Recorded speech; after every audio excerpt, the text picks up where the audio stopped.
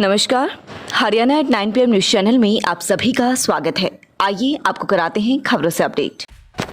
कवाली गांव में all India किसान खेत मजदूर संगठन द्वारा किसान मजदूर कमेरा वर्ग की समस्याओं के समाधान में उनकी मांगों को पूरा करने के लिए मांग को लेकर गांव में एक सभा रखी गई। इस सभा में संगठन के राष्ट्रीय अध्यक्ष कामरेड सत्यवान, सोनीपत संगठन सचिव कामरेड जयकरण खेड़ी, मन्ना चाँद व कामरेड हंसराज राणा ने किसानों को संबोधित कर अपने विचार साझा किए। इस मौके पर फैसला लिया गया कि अब गांव स्तर पर कमेटियां बनाई जाएंगी, जिसके बाद संगठन को मजबूती प्रदान की जाएगी ताकि किसान खेत मजदूर कमेरा वर्ग के हितों की रक्षा की जा सके व उनकी मांग बनवाई जा सके। जल्द ही संघर्ष का रास्ता अपनाया जाएगा, जिसमें मुख्य रूप से MSP कर्ज माफी, बिजली बिल 2021 वापसी, खाद बीज व कृषि से जुड़े अन्य उपकरण सस्ते किए जाएं। इस तरह की मांगों को पूरा करवाना ही संगठन का मुख्य उद्देश्य है। जिला सचिव हंसराज राणा ने अपने संबोधन में बताया कि अब हर गांव की कमेटियां गठित की जाएंगी ताकि संगठन मजबूत बने और आगे बढ़े। क्षेत्र के गांव की महिला ने अपने पड़ोसी एक युवक पर शराब पीकर घर में घुसकर छेड़खानी व बच्चों को अगवा करने का आरोप लगाया है। महिला ने पुलिस को बताया कि 16 फरवरी की रात्रि को 2 बजे के करीब उनका पड़ोसी शराब पीकर उनके घर में घुस गया और उसके साथ छेड़खानी करने लगा। शोर मचाने पर वह वहां से भाग गया। अगली सुबह जब उसकी शिकायत उसके परिजनों को की तो उसने परिजनों से भरोसा दिलाया कि भविष्य में वह उन्हें तंग नहीं करेगा। महिला का कहना है कि जब 24 फरवरी को पानी लेने के लिए घर से बाहर गई तो उक्त व्यक्ति ने मौका पाकर उसके साथ छेड़खानी शुरू कर दी। युवक ने उसके बच्चों को अगवा करने की धमकी दी है, जिसके कारण से उसके बच्चों को खतरा बना हुआ है। पुलिस ने युवक के खिलाफ मामला दर्ज कर जांच शुरू कर दी है। निजामपुर माजरा गांव में एक ट्रक द्वारा वृद्ध व्यक्ति को टक्कर मार देने से उसकी मौत हो गई। मृतक के पुत्र सुरेंद्र कुमार ने बताया कि वह अपने पिता सूरज खान 80 वर्ष के साथ फरमाना गांव में किसी व्यक्ति से मिलने के लिए गए थे। जब वह वापस अपने घर आ रहे थे तो रास्ते में रोहतक मार्ग की तरफ से आ रही एक ट्रक ने उनके पिता को टक्कर मार दी। ट्रक चालक ट्रक को लेकर मौके से फरार हो गया। इस दुर्घटना में उसके पिता बुरी तरह से घायल हो गए। घायल अवस्था में उन्हें PGI खानपुर ले जाया गया, जहाँ चिकित्सकों ने उन्हें मृत घोषित कर दिया। पुलिस ने शिकायत पर ट्रक चालक के खिलाफ मामला दर्ज कर जाँच शुरू कर दी है। भिवानी राज्य पशुधन प्रदर्शनी मुख्यमंत्री मनोहर लाल ने खुद ऊंट पर चढ़कर कराई ऊंट की रैंप वॉक। ऊंट पर बैठकर मुख्यमंत्री ने किया जनता का अभिवादन। भिवानी में राज्य पशुधन प्रदर्शनी में पहुंचे मुख्यमंत्री मनोहर लाल। जनता ने भारी जोश के साथ किया मुख्यमंत्री का स्वागत। मुख्यमंत्री ने जनता के साथ लगाए भारत माता की जय के नारे।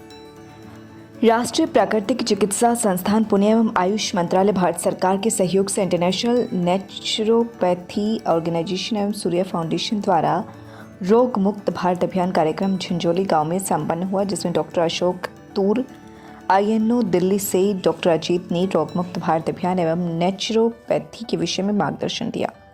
डॉक्टर अजीत ने प्राकृतिक चिकित्सा के उद्देश्य से स्वस्थ रहने के तरीके एवं खानपान के विषय में जानकारी दी और कहा कि नेचुरोपैथी एक जीवन शैली है। प्राकृतिक चिकित्सा से रोग एक है और इलाज एक है, अर्थात गंदगी का जमा होना ही एक रोग है और गंदगी की सफाई ही इलाज है।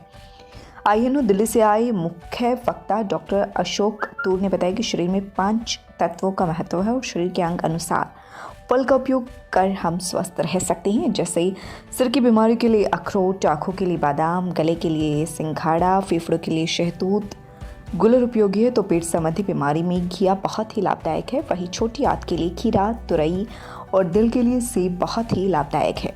प्राकृतिक चिकित्सा में उपवास किसी भी रोग के लिए अत्यंत महत्वपूर्ण इलाज है। कार्यक्रम में आदर्श गांव योजना प्रमुख प्रमोद आसरे, जोन प्रमुख कामेश्वर दलाई, FPO के अधिकारी संजय गौतम नायक, ट्रेनिंग प्रमुख झंझोली से राजेंद्र एवं सूर्य फाउंडेशन के कार्यकर्ता शत्रुघ्न कश्यप, अजय सूर्यवंशी, संजय तिवारी, अभिषेक उपाध्याय, पुष्पेंद्र दीक्षित, रुस्तम और कार्यक्रम प्रमुख अरुण राजपूत के साथ आसपास के 10 गांव के लगभग 120 महिला पुरुष उपस्थित रहकर लाभान्वित हुए।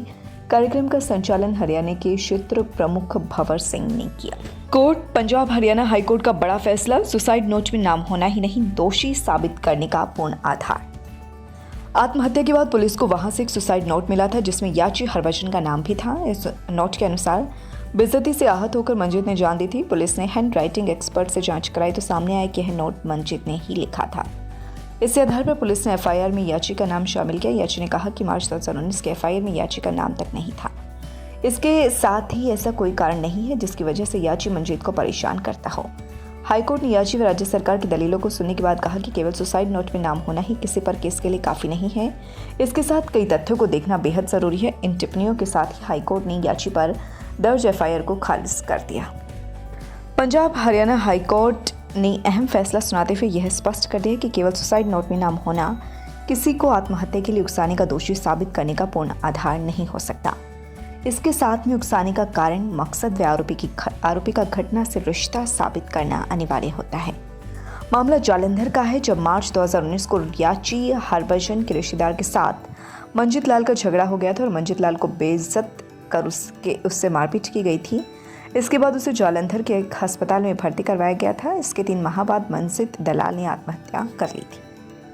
शादी के 2 दिन बाद ही दुल्हन ने पति को दिया जहर, राज खुला तो सदमे में आया परिवार, फरार दुल्हन जांच में जुटी पुलिस। लुटेरी दुल्हन इन राजस्थान के जयपुर जिले में बेहद चौंकाने वाला शॉकिंग मामला सामने आया है। यहाँ एक लुटेरी दुल्हन शादी के 2 दिन बाद ही ससुराल वालों को जहर यानी कि पॉइजन खिलाकर फरार हो गई। यही नहीं, दुल्हन जाते जाते गहनी, नकदी और मोबाइल भी ले गई। घटना के बाद पूरे परिवार को बेहोशी की हालत में अनकॉन्शियसनेस अस्पताल लाया गया। वहां इनका इलाज चल रहा है। गनीमत यह रही है कि किसी की जान नहीं गई। यह शादी दुल्हन खरीद कर की गई थी। पुलिस मामले की जांच में जुटी है। अभी तक लुटेरी दुल्हन का कोई सुराग नहीं लग पाया है। पुलिस उसके संभावित ठिकानों पर दबिश दे रही है। जयपुर जिले का यह मामला कोटपुतली कस्बे से जुड़ा है। यहाँ के कृष्णा टॉकीज के समीप पटवा मोहल्ले में रहने वाले एक परिवार को 2 दिन पहले राजकीय बीडीएम अस्पताल में बेहोशी की हालत में लाया गया। वहाँ पूरे परिवार का इलाज किया गया। उसके बाद पुलिस ने मामले की जाँच पड़ताल शुरू की, लेकिन अभी तक मामले का राज पूरी तरह से नहीं उठ पाया है। 22 फरवरी को हुई थी शादी। प्रारंभिक जांच में सामने आया कि इस परिवार के बेटे की शादी 5 दिन पहले ही हुई थी। दूल्हे के पिता नंदू पटवा ने बताया कि 22 फरवरी को कोटपुतली के लक्ष्मी नारायण मंदिर में बेटे की शादी की थी। शादी के बाद से दुल्हन पूजा राजी खुशी परिवार के साथ रह रही थी। शादी के 2 दिन बाद शुक्रवार रात दुल्हन पूजा ने सबके लिए खाना बनाया, सभी को एक साथ खाना खिलाया, लेकिन पूजा ने खुद नहीं खाना खाया। लुटेरी दुल्हन ने सबको खाना खिलाया लेकिन खुद नहीं खाया। रात को परिवार खाना खाने के बाद अचेत हो गया। उसके बाद दुल्हन पूजा गहनी, मोबाइल और नकदी लेकर फरार हो गई। शनिवार को जब पड़ोसी को परिवार का कोई भी सदस्य बाहर दिखाई नहीं दिया तो उन्होंने पुलिस को सूचना दी। इसके बाद पुलिस मौके पर पहुंची और अचेत पड़े लोगों को बीडीएम अस्पताल में भर्ती करवाया गया। Tulip hospital Sonipat, department of urology. We are excited to announce that a well-reputed senior doctor has joined us in urology department. Dr. Gaurav Singh Randhawa, laparoscopic uro-onco surgeon. OPD timing morning 9 a.m. to 10 a.m, evening 1 p.m. to 7 p.m. from Monday to Saturday. Please contact 70-565-11111. लगातार खबरों से बनी रहने के लिए channel को like, subscribe और share जरूर करें। धन्यवाद।